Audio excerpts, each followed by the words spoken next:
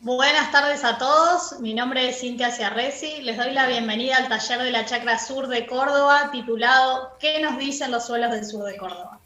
A lo largo de las presentaciones que estamos a punto de ver, ustedes podrán ir enviando preguntas en la sección que ven a la derecha de sus pantallas y al finalizar la presentación les pasaré alguna de ellas a los oradores en base al tiempo que tenemos y cantidad recibida. Intentamos poder realizar todas y les recomendamos hacerlas en el transcurso de la presentación. No olviden pasar por el espacio de APRESID dentro del hall comercial, donde encontrarán entrevistas en vivo con especialistas, información de los programas de la institución y contenido exclusivo para los asistentes. Además, podrán contar con detalles sobre lo que estamos haciendo en cada chakra dentro de la web de APRESID. Sistema Chakras es un programa de APRESID creado para el desarrollo de tecnologías sustentables de triple impacto en los diferentes ambientes y sistemas de producción. Constituye una plataforma para la generación y transferencia de conocimiento y para la formación de recursos humanos a través de sus 12 espacios, chakras y redes temáticas. Acciona a través del aprender produciendo sobre escenarios reales y planteos de soluciones crecientes y del protagonismo en red, integrando la experiencia del productor con el conocimiento científico, la visión empresarial y el apoyo institucional. La estructura de la chacra consiste en un grupo de productores, un gerente técnico y una mesa de expertos, los cuales son acompañados por una coordinación de APRESID. En esta charla nos van a estar acompañando el gerente técnico Rodolfo Torregrosa. Rodolfo es ingeniero agrónomo egresado de la Universidad Nacional del Noreste de la provincia de Buenos Aires. Además de su cargo como gerente de la chacra, es asistente técnico de la Regional del Campillo. Sus áreas de trabajo e interés son la edafología y la conservación y planificación del uso de la tierra. Nos acompaña también Guillermo Rivetti, como productor que representa los miembros fundadores de la chacra. Guillermo es ingeniero agrónomo egresado de la Universidad Nacional de Río Cuarto, es asesor privado y director de Guillermo Rivetti Consultora, especializada en dirección técnica agropecuaria y agricultura de precisión para el sur de la provincia de Córdoba, sur de San Luis y norte de La Pampa. En la temática que se va a abordar en esta presentación, el experto que nos acompaña es Lautaro Faule. Lautaro es ingeniero agrónomo egresado de la Universidad Católica de Córdoba, es investigador del grupo de trabajo Manejos de Cultivos y Recursos Naturales de la Estación Experimental del INTA Manfredi y docente adscripto de la Cátedra de Manejo y Conservación de Suelos de la Facultad de Agronomía de la Universidad Nacional de Villa María. Sus áreas de trabajo comprenden la cartografía de los suelos y evaluación de tierras, siendo sus áreas de interés la génesis, el manejo y la conservación de los suelos. Ahora sí, los dejo para que les cuenten un poco más sobre lo que estamos haciendo dentro de esta chacra. Todo comenzó hace algunos años atrás, cuando miembros de la regional APRESID del Campillo y de regionales vecinas compartíamos la misma inquietud sobre la salud de nuestro recurso suelo. Si bien en términos de producción éramos competitivos, nos inquietaba el hecho de no tener indicadores para seguir la evolución de nuestro recurso y tampoco tener el estado actual de nuestros suelos en función de todos los años que lo habíamos usado. Nuestra zona había sufrido grandes cambios. Habíamos pasado de producir en labranza convencional a producir prácticamente en la totalidad bajo el sistema de siembra directa. Las pasturas prácticamente habían desaparecido. La ganadería había sido confinada. Algunos cultivos anuales como girasol resultaron salidos del sistema, mientras que otros como maní ingresaban a nuestro sistema de producción. Mientras tanto también percibíamos algunos problemas o deterioros en microzonas de nuestros lotes. Y nos preguntábamos, ¿tendrán que ver todos estos cambios regionales? ¿Tendrá algo que ver el ascenso regional de la napa freátrica? ¿Nos estará depositando sales en superficie? ¿Cómo estamos con la porosidad del suelo? ¿La habremos mejorado o empeorado? En el tema nutrientes, toda la extracción de granos que venimos haciendo a través de las cosechas, ¿están siendo repuestos? ¿Cómo nos está yendo con los niveles de materia orgánica? La verdad, eran demasiadas preguntas para resolverlas en forma rápida. Es ahí en donde inmediatamente se nos viene a la mente el sistema chakras, un sistema por el cual utiliza el método científico para la resolución de problemas. Es así que, mientras tanto, el Ministerio de Agricultura y Ganadería de la provincia de Córdoba, también preocupado por el recurso suelo, conformaba sus consorcios regionales. Tomamos contacto con ellos y tras innumerables reuniones de enriquecedor intercambio, conformamos nuestra chacra sur de Córdoba. Inmediatamente se asociaron empresas privadas para acompañarnos en este proceso de la investigación. En una primera etapa, nuestra chacra se abocó en la caracterización edafoclimática de la zona en la que producimos, el sur de Córdoba y básicamente el departamento General Roca. Luego trabajó en la determinación del estado actual de nuestro suelo en función de los diferentes usos y manejos en estos últimos 20 años comparado con situaciones prístinas. Y posteriormente trabajará para obtener indicadores de calidad y de salud de nuestros suelos. Hoy nuestra chacra está conformada por miembros de la regional APRESID del Campillo, miembros de la regional APRESID de Cuñamaquena, La Bulash, 25 de Mayo, miembros ACREA, INTAS, el Gobierno de Córdoba a través del Ministerio de Agricultura y Ganadería, empresas privadas como IARA y Servicios Tecnológicos de AGD. Todos conformamos una interacción público-privada para tratar de ponerle ciencia a nuestro sistema productivo.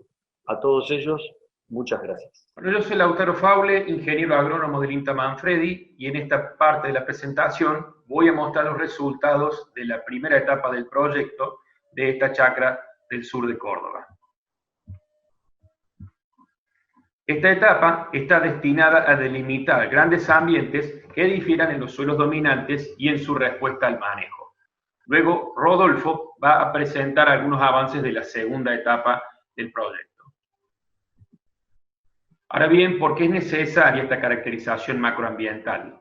Como vemos en la cartografía semidetallada del Departamento General Roca, existe una gran variabilidad edáfica y cuyas unidades cartográficas dominantes son complejos de suelos. En consecuencia, necesitamos identificar sectores de cierta homogeneidad climática y edáfica para tener resultados representativos y extrapolables. Es importante entender que esta irregular distribución de los suelos se explica por la dinámica eólica de los materiales parentales, en su mayoría arenosos. En esta imagen del año 2014 podemos ver un evento de erosión y acumulación que para el año 2016 se encuentra totalmente enmascarada por la cobertura de los cultivos.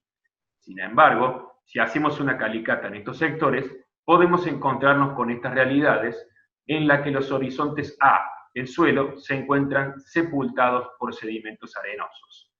Y si vemos los datos analíticos, podemos corroborar que los primeros centímetros del suelo poseen mayores contenidos de arena, menores contenidos de arcilla y por ende menores valores de capacidad de intercambio catiónico. Como base para esta caracterización se tomó la división de grandes ambientes geomorfológicos a nivel provincial. El departamento General Roca está comprendido entre dos de ellos. La pampa arenosa negable al este, con la capa freática próxima a la superficie, donde son comunes los problemas de anegamiento y salinización de suelos, mientras que la pampa medanosa al oeste comprende lomas arenosas onduladas con severos problemas de erosión eólica. No obstante, es posible una caracterización de mayor detalle que explique las variaciones edáficas dentro de estos ambientes. Para ello, se tomaron en cuenta como criterios principales las características climáticas y topográficas del departamento y las características geológicas y utilitarias de los suelos. En cuanto a clima, principalmente se analizaron las precipitaciones por estar directamente asociadas con el desarrollo de los suelos. Como vemos en el mapa, existe un gradiente negativo en sentido este a oeste, en el cual las precipitaciones disminuyen desde los casi 1000 milímetros en el extremo oriental a menos de 500 milímetros en el extremo occidental. Lo contrario ocurre con las pendientes, las cuales disminuyen hacia el este, donde predominan los relieves plano-cóncavos que se encuentran mucho más afectados por la capa freática, la cual tiene poca influencia en los ambientes ondulados del centro-oeste por presentar mayores alturas sobre el nivel del mar. En cuanto a la textura de los suelos, dominan los materiales parentales franco-arenosos y arenoso-francos, siendo estos últimos más importantes en el oeste y existiendo algunos sectores de texturas francas. A partir de la cartografía actual, pudo generarse un mapa de tipo de suelo dominantes, donde los multisámenes típicos, en rojo, los suelos más arenosos y menos desarrollados, se ubican en el oeste, los aplustoles énticos, en amarillo, comprenden el centro y parte del este departamental, donde se asocian a natralboles y natracualfes típicos, en azul, con problemas de drenaje y sodicidad.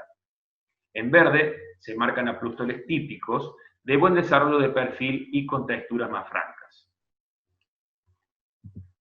Finalmente, se analizaron las capacidades de uso de las tierras, distinguiendo la clase 6ES, con alto riesgo de erosión eólica al oeste, que disminuye paulatinamente la susceptibilidad hacia el centro, pasando por las clases 4ES y 3ES.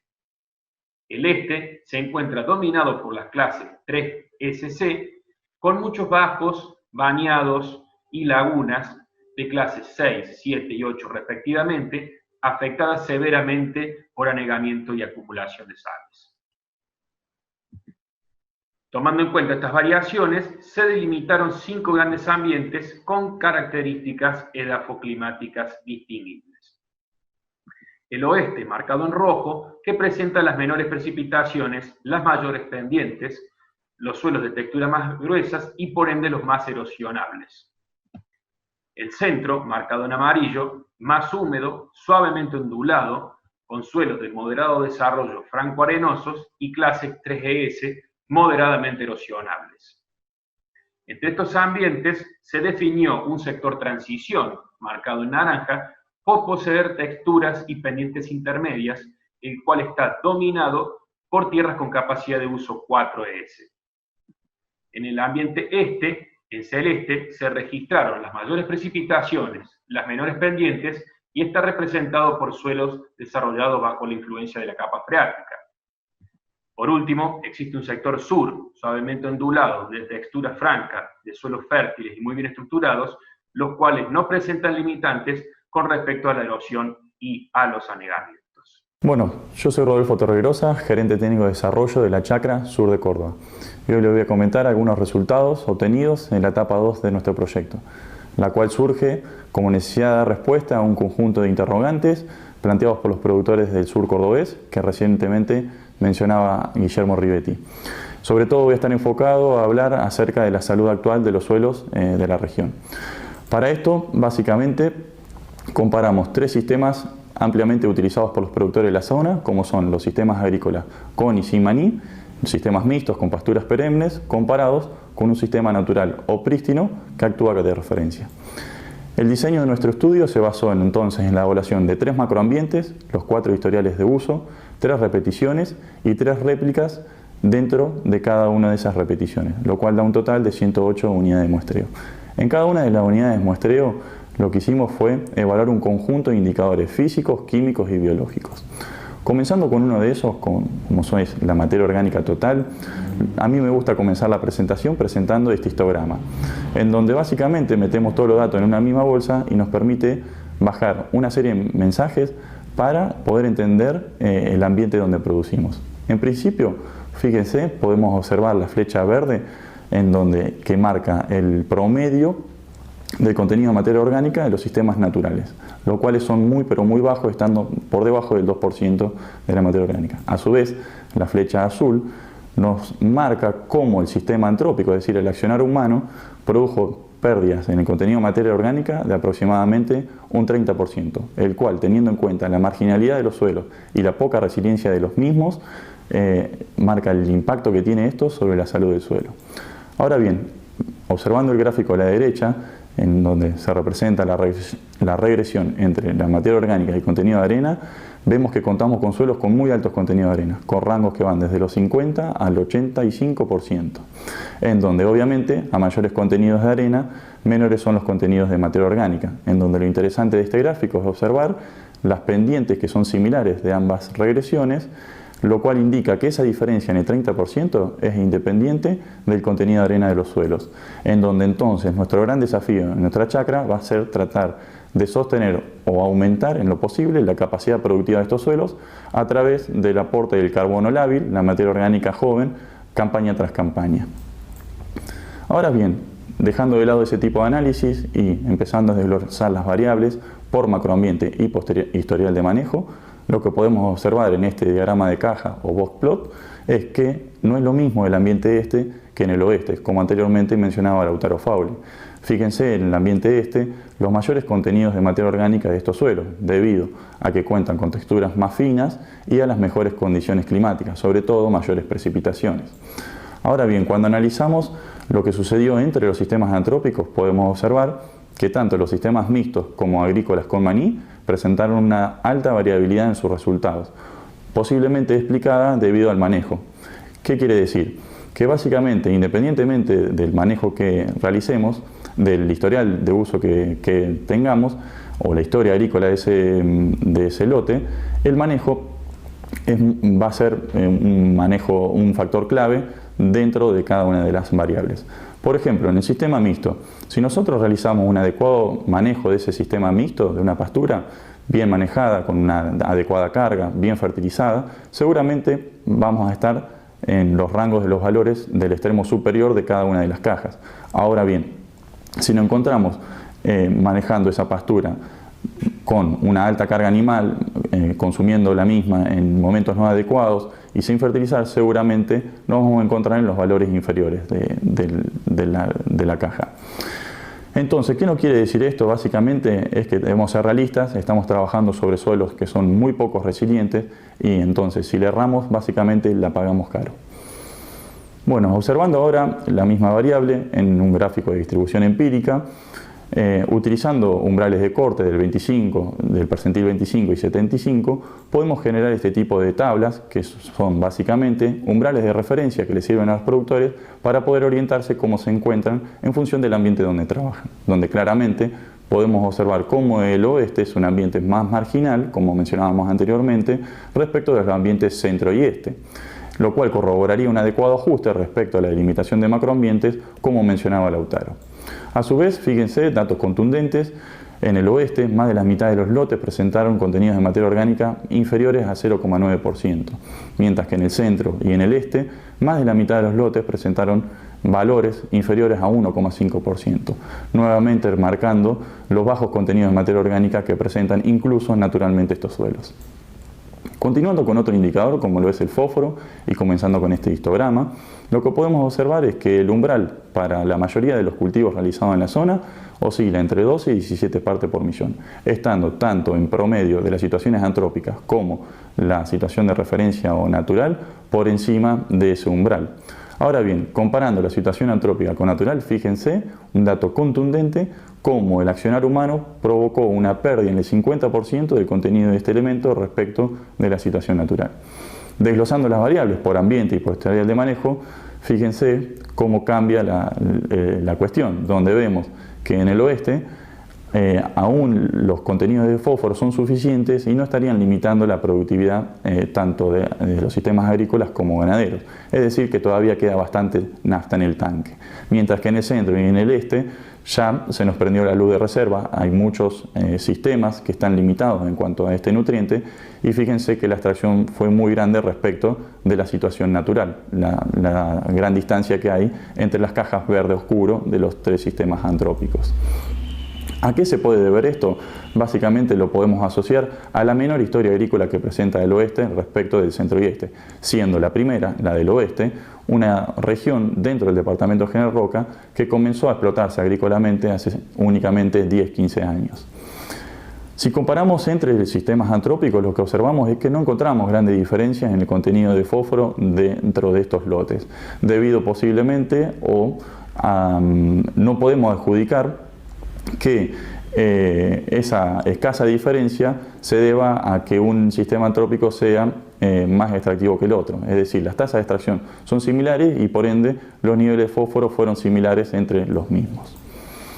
Visualizando nuevamente la distribución empírica para esta variable, observamos, al contrario de lo que observamos para materia orgánica, que es el ambiente del este ahora, el más marginal, es decir, el que se encuentra más sobre la izquierda del gráfico, en donde hay una gran diferencia con respecto al ambiente centro y oeste, que están mejor provistos de este elemento. Fíjense, datos crudos. En el este, básicamente el 50% de los lotes presentaron niveles de fósforo menores a 17 partes por millón. Por ende, tendrían una mediana alta probabilidad de respuesta frente a la fertilización con este elemento. Mientras que en el centro y en el oeste, el 50% de los lotes presentaron niveles de fósforo mayores a 30 partes por millón. Entonces, tenemos dos opciones. O seguimos igual en estos ambientes centro y oeste, y los niveles de fósforo irían disminuyendo hasta que nos encontremos con muchos de los productores del este, o bien comenzamos al menos a empatar lo que ponemos de fósforo en función de lo que sacamos. Simplemente, con esta frase, si seguimos igual, no cambiamos, se va a acentuar la sequía. En el este ya muchos están por debajo del punto de marchites permanente.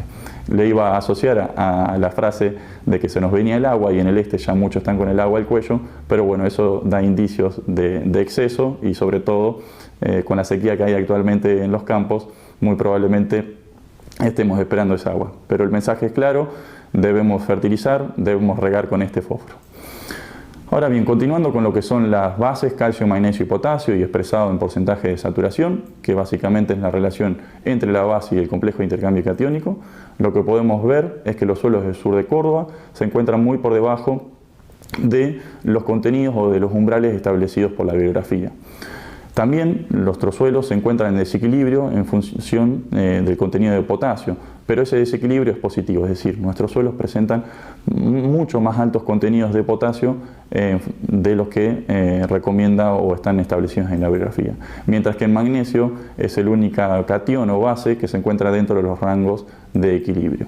Como hablamos siempre del porcentaje de saturación, en lo cual es la relación entre la base y el complejo de intercambio, es necesario aclarar que en estos suelos con tan altos contenidos de arena contamos con muy bajos contenidos o capacidades de intercambio catiónico, asociados básicamente a cuatro factores. En principio, a lo que estamos mencionando, suelos con muy altos contenidos de arena, bajos contenidos de arcilla y materia orgánica, por ende, muy bajos contenidos de coloides.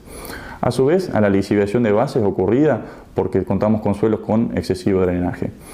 También a la elevada extracción de las bases producida por sistemas agrícolas ganaderos de elevada extracción de bases y porque muchas veces no tendemos a fertilizar nuestros suelos con el conjunto de estas bases. Y por último, a la pérdida de horizonte superficial, principalmente por erosión eólica común en la zona, como mencionaba anteriormente Lautaro. Para finalizar con lo que son los indicadores químicos, dos micronutrientes, zinc y boro. Comenzando con el zinc, el patrón es muy claro. El umbral para muchos de los cultivos, sobre todo maíz, está evaluado en 1 parte por millón, teniendo los sistemas naturales promedios por encima y los antrópicos por debajo. Eso marca claramente una reducción en el contenido de fósforo, de zinc de nuestros suelos del 36%. A su vez, el 70% de los maíces futuros, si se quiere, que estarían en esos lotes, presentarían una elevada respuesta a la fertilización con zinc. En boro la cosa es distinta y es incluso más compleja, porque los umbrales en este micronutriente están establecidos en 0,5, pero a diferencia de zinc, tanto los sistemas antrópicos como los naturales se encuentran por debajo. Por lo tanto, los futuros maíces, si se quiere, que estarían en esos lotes en un 75%, presentarían una elevada respuesta a la fertilización con dicho micronutriente. Bueno, observando el diagrama de cajas en zinc, lo que podemos observar es que claramente, al igual que lo ocurrido en fósforo, los ambientes centro y este provocaron mayores extracciones de zinc debido a la mayor historia agrícola. No tan así en el oeste, que es una región dentro del departamento General Roca con menor cantidad de años de explotación agrícola. En boro la respuesta, como dijimos, es más preocupante. Al igual que en materia orgánica y en calcio, los suelos ya naturalmente son deficientes en este micronutriente. Por lo tanto, resulta de vital importancia tratar de implementar estrategias de fertilización balanceadas a partir de análisis químicos.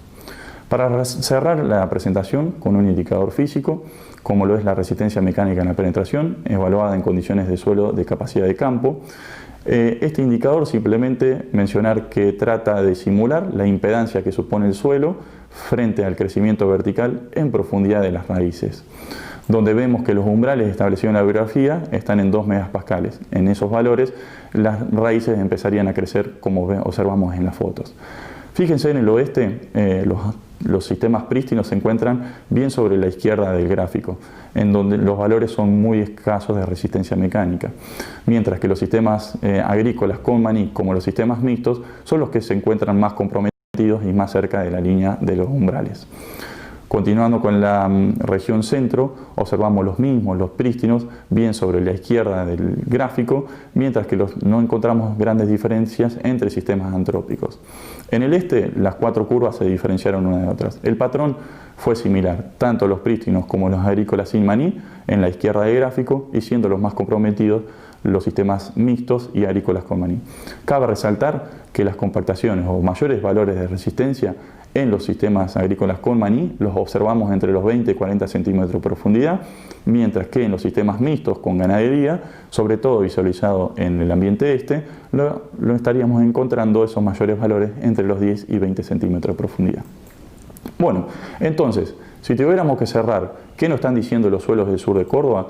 Básicamente nos están diciendo que naturalmente parten de una situación con muy bajo contenido de materia orgánica y que son suelos poco resilientes. Entonces nuestro desafío va a ser tratar de sostener y aumentar la capacidad productiva de estos suelos a partir del aporte del carbono lábil, es decir, la materia orgánica joven, campaña tras campaña, con un mayor aporte de cobertura, raíces vivas durante mayor parte del año y por ende una mayor actividad biológica. En fósforo la situación es diferente en función del ambiente que estemos evaluando. En el oeste aún queda nafta en el tanque, en el centro y en el este ya se nos prendió la reserva. En algún momento entonces vamos a tener que al menos empatar lo que ponemos de lo que sacamos, ya que muchos saben, sobre todo los que trabajan en el ambiente este, que dar vuelta a un resultado es muy difícil y genera generalmente dolor en el bolsillo. Es decir, básicamente cuando estamos por debajo del umbral, cuesta mucho cuando queremos recuperar partes por millón de fósforo. Sobre todo es una actividad o una estrategia por ahí muchas veces poco económica. A su vez nos están diciendo que no tienen muchas formas de aumentar el complejo de intercambio catiónico. Las sillas, estos suelos no lo pueden inventar. Entonces una de las pocas cartas y tal vez más viable que nos queda es tratar de apuntar y apostar por estos sistemas más intensificados, siempre adecuadamente manejados, con estrategias de fertilización acordes, sobre todo pensando en las bases, como por ejemplo en calcio, que estamos por debajo de los umbrales. A su vez nos están diciendo que eran suelos ricos en zinc y siempre fueron pobres en boro. Por lo tanto, utilizar e implementar estrategias balanceadas de nuestros cultivos resulta de vital importancia para poder maximizar los rendimientos de los mismos. Para finalizar, los valores de resistencia mecánica están más o menos cerca de los umbrales. Entonces, los suelos nos están diciendo que cada campaña se sienten más comprimidos y sus pacientes, que son los cultivos, se vienen quejando, están creciendo las raíces horizontalmente y no verticalmente, encima en los primeros centímetros. Entonces, estos sistemas intensificados nos permitirían a nosotros aumentar la macroporosidad y la actividad biológica. A su vez, para no volver a caer en esos altos valores, es necesario controlar el tránsito de la maquinaria agrícola y el manejo del rodeo bovino. Simplemente mencionarles, este año lanzamos 8 ensayos, 2 por macroambiente, donde comparamos sistemas agrícolas de distintos niveles de intensificación en cuanto a las variables de salud del suelo y a variables productivas. Para más información los invito a la web de APRESI, donde podrán encontrar la misma, o bien les dejo mi contacto. Y simplemente nuevamente, a realizar nuevamente los agradecimientos. Muchas veces uno es la cara visible de un proyecto que está apoyada por mucha gente e instituciones, sobre todo un conjunto de productores que son los que trabajan en la zona, una coordinación del sistema Chacras de APRESI, la mesa de expertos que muchas veces actúan como la cabeza de la materia gris de este proyecto y las instituciones que nos apoyan. Bueno, espero que les haya gustado. Muchísimas gracias. Bueno, muchas gracias Guillermo, Lautaro y Rodolfo por las presentaciones que han hecho, muy interesante todo lo que nos han compartido. Ahora vamos a pasar a un poco las preguntas que nos hace desde la audiencia. Una pregunta para Rodolfo. Dice, en situaciones densificadas, ¿piensan que con raíces se puede revertir la situación o pueden llegar a requerir alguna pasada de paratil o otro implemento parecido? Bueno, esa pregunta, casualmente hoy en día tenemos 8 ensayos, esos últimos 8 ensayos que mostraba en la presentación, donde tratábamos de comparar sistemas más intensificados que los que normalmente los productores manejan en la región, tratando de ver y comparar el efecto que tienen estas distintas especies utilizadas en cultivo de servicio entre cultivos estivales, para ver si por ellas mismas son capaces de reducir esos niveles de compactación visualizados con este indicador de como es la densidad aparente. A su vez, lo que creíamos interesante es tratar en ciertas ocasiones, en esos mismos ensayos, usarlos con un implemento mecánico como es el paratil, uno de los de menor impacto, si se quiere, en la remoción del suelo, para ver si por sí solo o en complemento con estas especies o solución biológica, si se quiere, son capaces de reducir esa densidad aparente. Por lo que tengo entendido, según el Beto Quiroga y Cristian Álvarez, ellos recomiendan ya que cultivos de servicios por sí solos no son capaces de reducir la densidad aparente cuando están ya en rangos críticos. Por ende, es necesario evaluar, y es algo novedoso para la zona, poder complementarlo con un implemento mecánico como el paratil. Perfecto. Bueno, acá un poco está relacionada la pregunta con lo que viniste comentando recién, Rodolfo, pero por ahí querés agregar algo más. Dice, ¿cómo siguen el trabajo a futuro dentro de la chacra? Bien, actualmente estamos, después de ese estudio observacional, donde ya hicimos todos los muestreos a campo, actualmente estamos haciendo el análisis y bueno, parte de esos resultados fueron los que se mostraron en la presentación.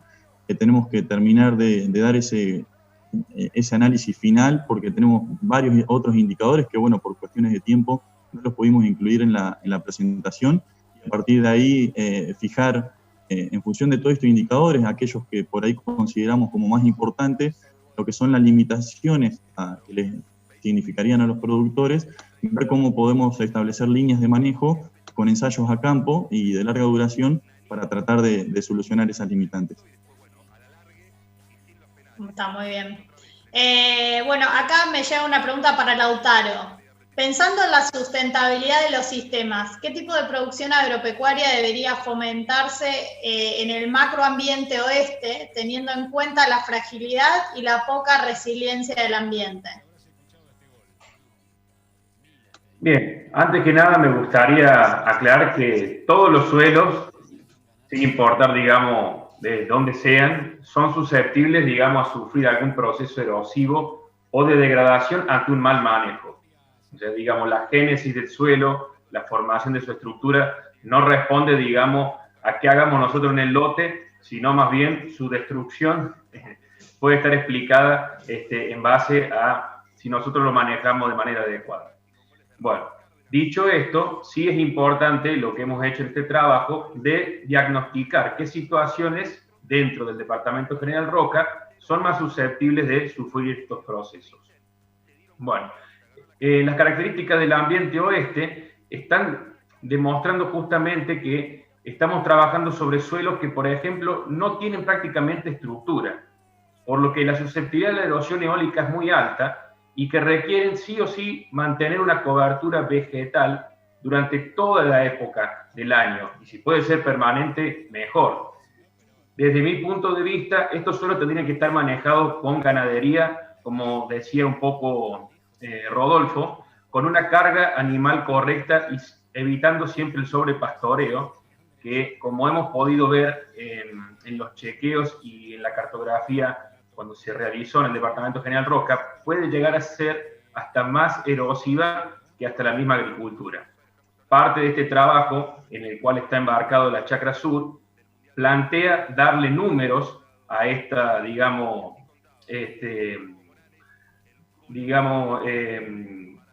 beneficios y perjuicios que puede tener cada sistema productivo, como para tener un sustento más científico quizás de decir que en este ambiente oeste debemos manejarlo con pasturas. Pero de por sí, estos suelos de muy escaso desarrollo, sin estructura, si no poseen tanto raíces como biomasa aérea, y van a sufrir eventualmente algún proceso erosivo, terminando en esas situaciones que mostraba en la presentación, tapando estos suelos de mejor capacidad productiva.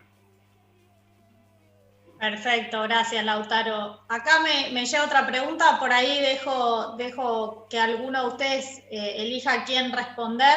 Dice, ¿cómo se podría incluir al maní en la rotación para no degradar los suelos? Tipo de rotación, frecuencia de retorno de maní al lote.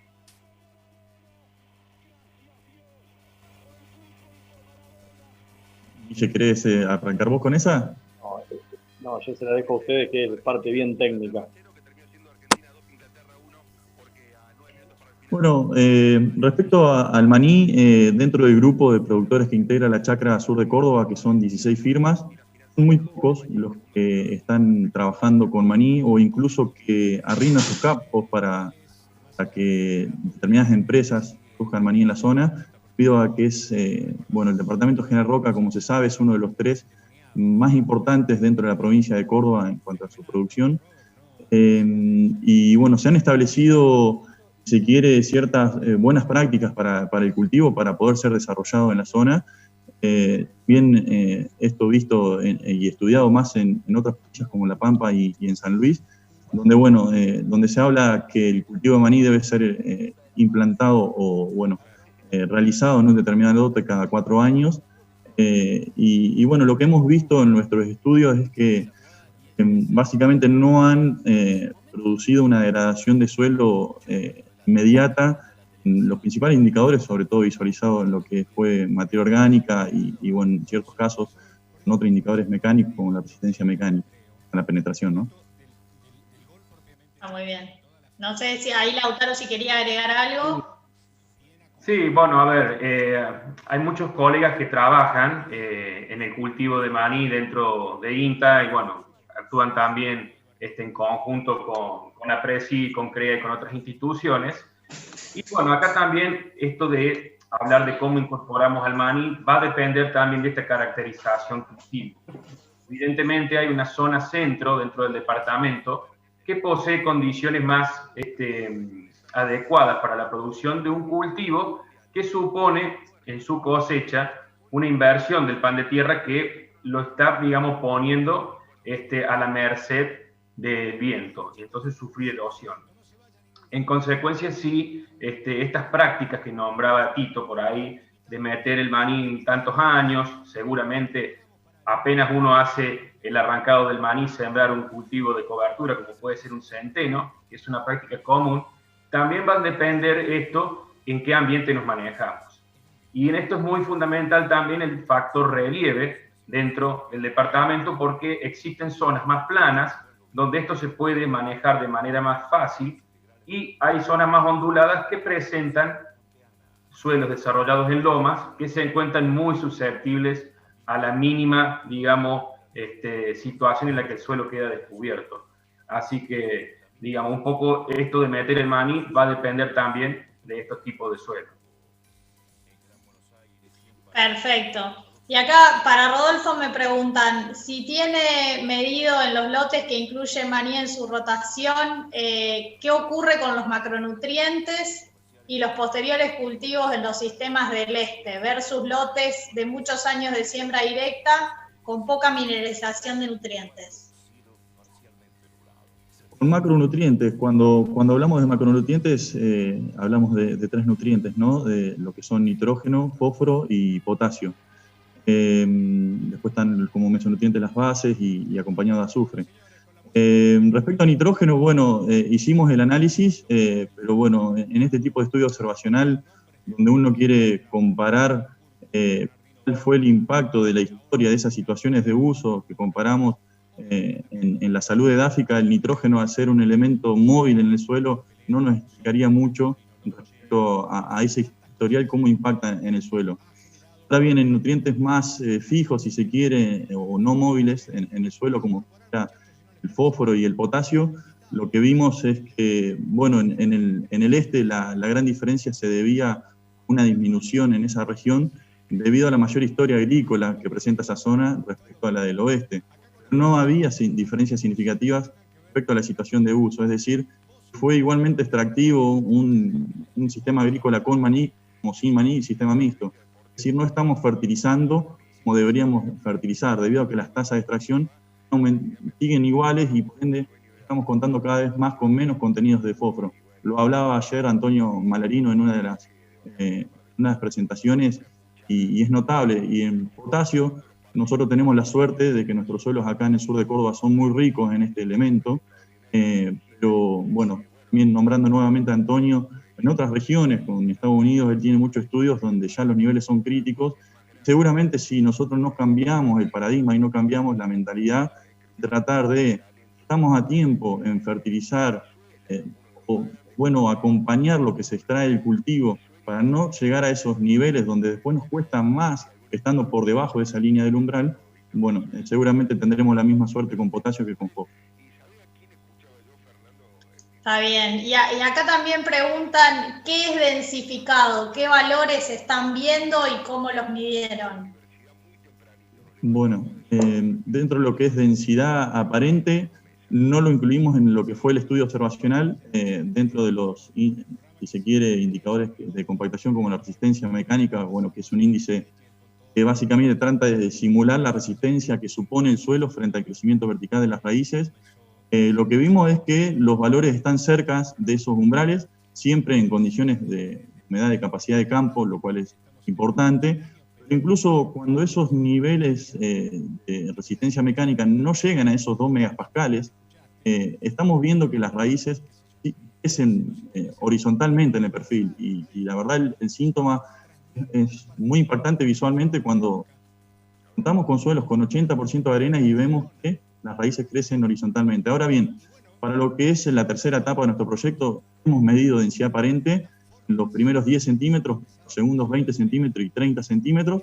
Obviamente eso depende de la textura, o sea, seguramente los niveles de densidad aparente para el este son diferentes a los del oeste, pero básicamente en determinadas ocasiones sí hemos visto que contamos con densidad aparente superiores a 1,6 gramos por centímetro cúbico, lo cual estaría por encima de los umbrales establecidos en la bibliografía, o sea, serían niveles altos para la zona. Perfecto.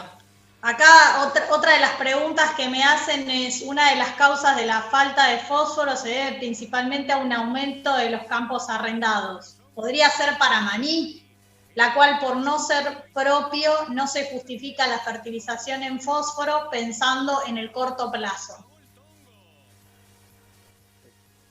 Esa si querés la puedo responder yo, Tito. Sí. Dale, Ish. En función de lo que vamos viendo, hay lotes, o sea, hay una marcada diferencia entre si sos cuentapropista o no, en general, y a su vez, ¿qué haces sobre esa tierra? Entonces, es independiente a si lo arrendás para un cultivo o no.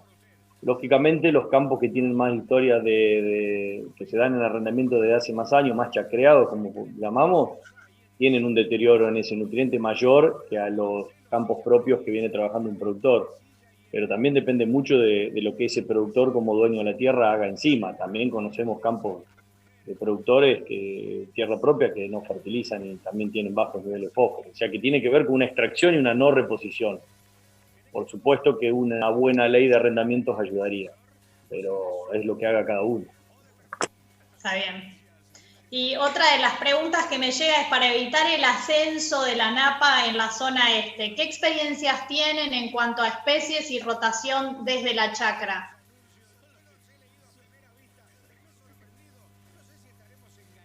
Bueno, esa la contesto yo, pero bueno, nosotros hemos estado también monitoreando lo que es la napa freática en todo el departamento. Realmente es preocupante en el este la dinámica de la napa ascendente, muy cercana a la superficie, llegando en muchas ocasiones a detectar influencia de napa a los 30 centímetros de profundidad, por lo que en años húmedos esa napa tiende a generar grandes problemas y pérdida de superficie productiva por anegamiento, y en muchos casos esa subida, si se quiere, de la napa trae problemas de salinidad e incluso a veces de toxicidad. Actualmente no disponemos de estudios de lo que respecta a la napa, debido a que bueno, la chacra es relativamente joven, recién acaba de cumplir un año.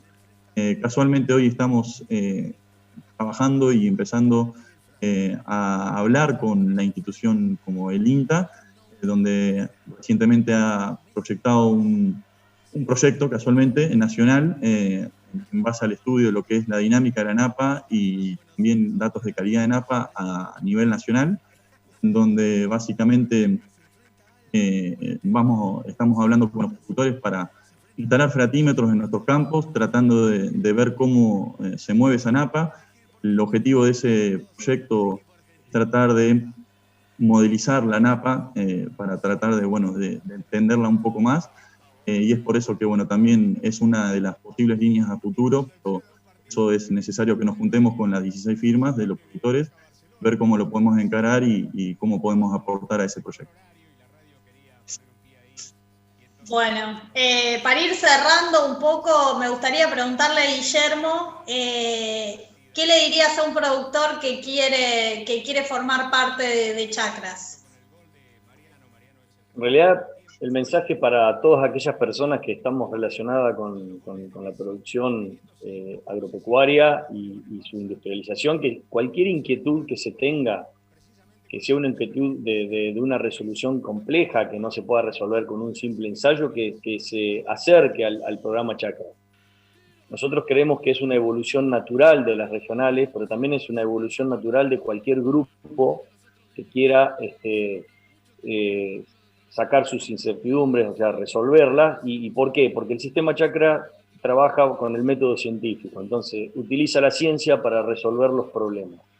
Entonces ahí va a estar cumpliendo con un pilar que es generar información, pero además va a estar cumpliendo con otros objetivos también, que es el de hacer extensión de esa información, compartirla, si no, no tiene sentido. Y por otro lado va a estar formando a alguien, en este caso un GTD, o a los mismos integrantes de la Chacra. Es impresionante lo que vamos aprendiendo en el camino del andar, y eso que tenemos apenas un año. Así que acérquense al sistema. Creo que independientemente que sean socio o no de APRESID, se puede formar parte, y es el sistema que nos permite ir poniéndole respuestas a un montón de preguntas que tenemos, ¿no? Bueno, muchísimas gracias, Rodolfo, a Guillermo y a Lautaro. La verdad que es muy interesante. Lamentablemente nos quedamos sin tiempo, quedaron preguntas sin responder, pero los invito a la gente por ahí que nos quedaron sin responder algunas preguntas, que los contacten tanto a Rodolfo como a Guillermo como a Lautaro a través de la plataforma y le dejen la inquietud para que ellos se las puedan responder. Así que muchísimas gracias.